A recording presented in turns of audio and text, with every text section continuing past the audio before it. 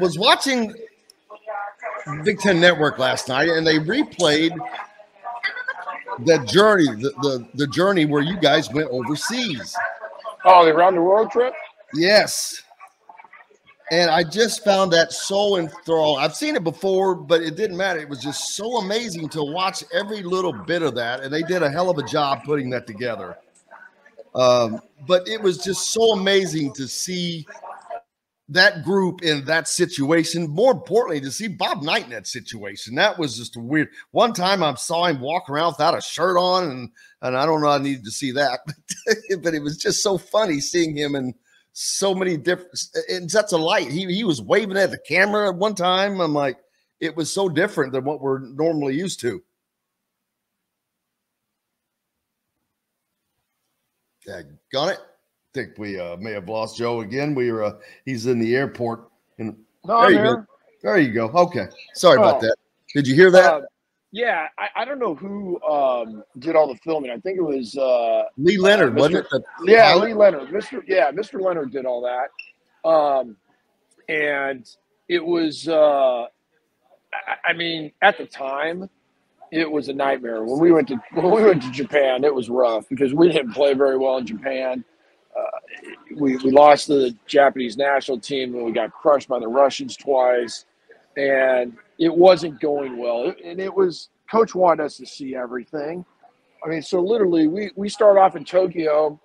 We play a game in Tokyo, and then we went from Tokyo and saw every single city: Kobe, Sapporo. I mean, we went everywhere: Nagasaki, Hiroshima, and then we would play that night. And we were jumping up, getting up early in the morning, taking trains, and but it was a great experience. At the time, I think everybody was ready to get home after about 10 days.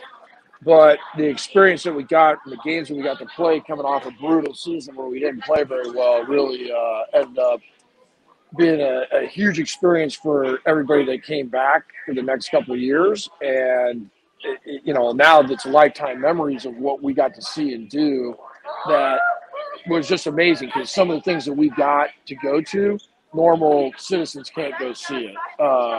And that was really, looking back, just a great experience and stuff that you'll never forget now. Yeah, and something that stood right about the time you're talking about, something that stood out to me, Todd Leary has always talked about during the tournament. Bob Knight and some others have told me, Bob would get into this mode where he would do things to purposely take attention off of the team and just doing silly things. Well, in the show last night, about that time, that's when he produced that fake plane ticket, and he said he's going home. Oh yeah. Well, we weren't. Let's put it this way: we were probably okay with it at the time. I mean, I can tell you, Japan was crazy because he originally told us, "Hey, I'm going to sit up in the stands. We're going to let the assistants coach it, and I'm going to be watching. I just want to get an overview of everything, and that's what we're going to do. We're not going to watch any film. We're not, blah, blah, blah." Well, we played the first game, and they, the managers or whoever went on the trip had to go buy Tim Garl. They had to go buy VHS, and they started filming. They had to get a camera, and coach was back on the bench, and it was, that quickly ended. But again, the experience and the playing that we got to do, and just spending all that 6, 7, 8 weeks. It was about 8 weeks, because I think we were in Bloomington for maybe 7 or 8 days before we left. And then just going and seeing all the different countries and playing against all the different teams, and the part in the show where we got to go to Hong Kong was a 3-day kind of reprieve, because it was right in the middle of the trip, and that was great fun. We had a ton of fun. Tim Garl and Joby Wright and Dr. Baum, I think they set up to get this boat. We just had a great day, and that was a ton of fun. And it, like I said, it just split everything up.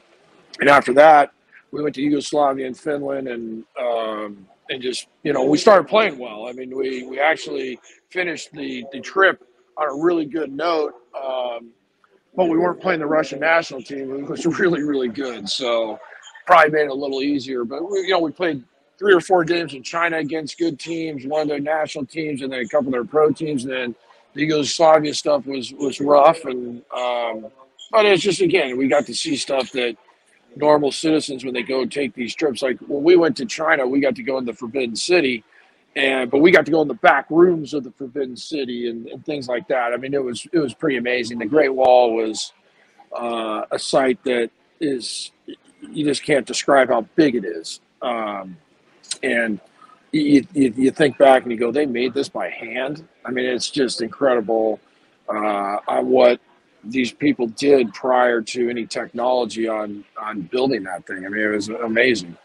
Yeah, it's one of the only things that can be seen from space. Yeah, I mean, it is, and it's kind of out in the middle of nowhere. So I think we had to take a bus ride about 2 hours out to there. And Coach was good at all that. And Coach was really good on the whole thing when we went to Nagasaki and Hiroshima and talking about World War II and all the history of the wars and stuff like that. And he was really into history because he was always giving us a hard time. You guys have never seen anybody with a book in their hand. You guys are never reading.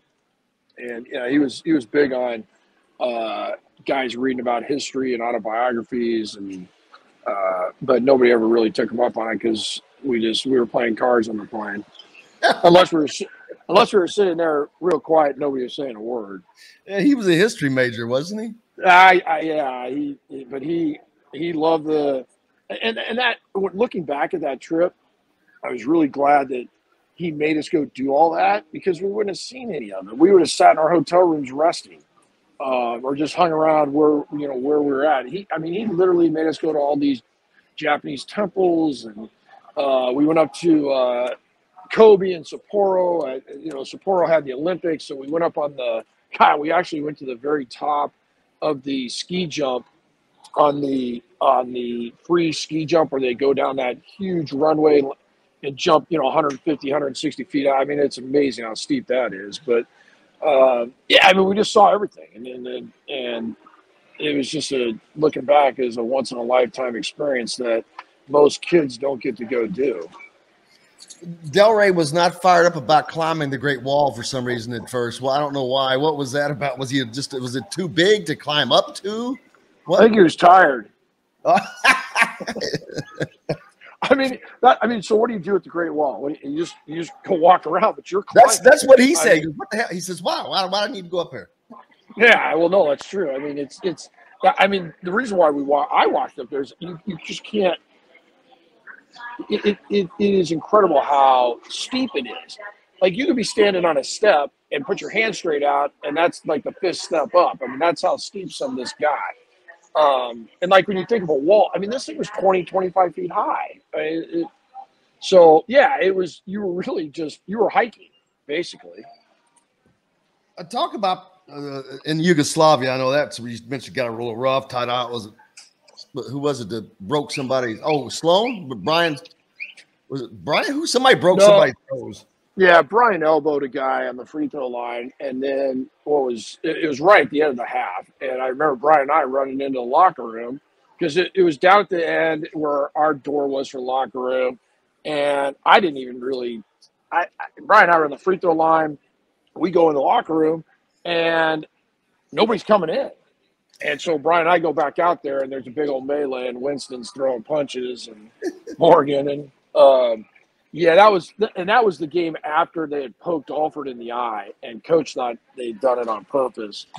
Alford went up for a shot, and the guy stuck his hand out and poked him in the eye, and Steve didn't even play the next game because he had to wear a patch or something. And then the next game there was a big old fight. But the worst part about the Yugoslavia thing is when we would go over from the hotel to go play, we were riding on the bus with these guys. So that wasn't the best. That probably wasn't the best setup of having the two teams having to ride back on a bus after a big old scrape. And it got worked out.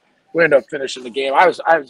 Coach was like, "Hey, let's get out of here. We're done. We're not playing this anymore." But we ended up playing, and it was fine. The whistling, that's when the whistling stopped, I think, right? Well, it was that on the bus, yeah. And we didn't lose a game in Yugoslavia, so, and we were playing their club pro teams over there. We weren't playing their national team, but it was a good competition. It was good stuff, especially guys. We're 18 to 20-year-olds, and we're playing 27 to 30-year-olds over there. Talk about playing about that playing up. Talk about playing against Sabonis. Yeah, he was amazing. He at the time that we played him, he was probably the top 3, top 4 players in the world, and he just had an incredible skill set. He was big, he could run, great passer. I think he scored 20 on us. He could have scored 50, but he just shared the ball. But I do remember one rebound he got.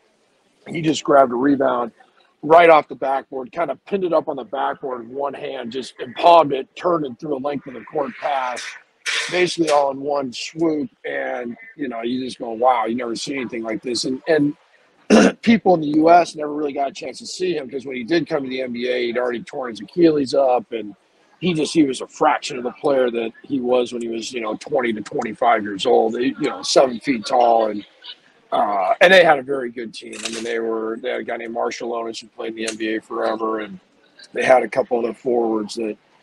They were just good. They were really good, way better than us. We didn't have any size to match because Daryl Thomas was playing center on that trip at 6'7", and they had Sabonis and 3 or 4 other 6'9", 6'10" guys, and they were very good, they would have beaten almost any college team. Yeah, he was an amazing player, and has a son that is a great player as well. Yeah, he's it's amazing when you get you start seeing guys you played against and their kids are playing in the NBA. That tells you how old you are. Yeah, I hear you. Winston Bennett, he was a character. So many different characters on this team. I noticed. Winston Morgan. I said Bennett. Winston Morgan. There were so many different characters on this team, and this all kind of let that out there. But they all gelled, man. It was like it was a different link. Each link was a different size, but they all were linked together. Does that make sense? Well, I mean, everybody, that season prior when the 84-85 season was a rough year. I mean, it was rough. We weren't very good. We thought we were going to be good. And we started off great. And then that was the season on the brink, right? No, season on the brink was the year after the trip. So it was the year we went 7-11 in the Big Ten, and we started off 3-1, and we was preseason ranked number 3. We started off I think we were 9-1 in the preseason. We were doing fine, and then we had some issues. But everybody bonds together. And then the trip, I don't remember. I think a lot of the stuff on the trip, we didn't realize we were being filmed. So because I don't remember. Mr. Leonard running around, I think he was just shooting it without us knowing. And so he was, I noticed that because he was, every time he would do something, he would be like across the street because he yelled at Bob one time, said, "Coach, hey, wave." And he actually did. And then he grabbed a hold of Bob Hamill and made Bob wave to the camera. And I'm like, so it was, and when we were over there, I mean, hey, you got you guys and yourselves, and you had to kill some time, and then, hey, the great thing about Indiana, or on our good teams, in our group of good guys, if somebody was getting yelled at, everybody was there to back that guy up. Everybody, hey, look, just because he's yelling at Joe, or just because he's yelling at Steve, or yelling at Winston, it's all of us. And everybody knew that, hey, we got to play better, we got to get better, because we don't want to be that guy, And so that was the great thing that Coach did, I thought, was he got on the players. The guys that got on the most were the guys that played the most. And he demanded more of the good players each and every year. And then as you got older, you were expected to do more. And then that was just part of it. And I always thought that was a great system on how he ran that, because when you came in, all right, hey, you're going to learn, but I'm going to get after you a little bit, but I'm going to get after the older guys to make sure that the younger guys are doing what needs to be done. And I think that helps create a huge situation where guys bond together. Now, saying that, we had a couple, we had a season or two where guys kind of didn't do that. Everybody got into, I'm going to protect myself mode. And that's what happens when you start losing. Everybody's like, okay, I'm going to protect myself here. The teams that were winning and getting barked at and yelled at bonded together. My freshman year, the 84-85 team, I think guys kind of just went on their own. We had the problem with Giomi, and that hurt. The year after we won it all, we didn't. It wasn't as cohesive as a group, and people were trying to take care of themselves. And then the year we win it all, and even the season on the brink, it was a great group. And then my senior year, when we win the Big Ten, everybody just kind of hung in there together. So it's really interesting to see how the different stuff you build momentum with that, and then now everybody's hey, there's no issues being around the guys. Because you guys start pointing fingers. He's yelling at me, but you're the guy that messed this up, and you blew this switch. I mean, that's how it gets when you have a kind of a losing team going where momentum rides in both directions, good and bad.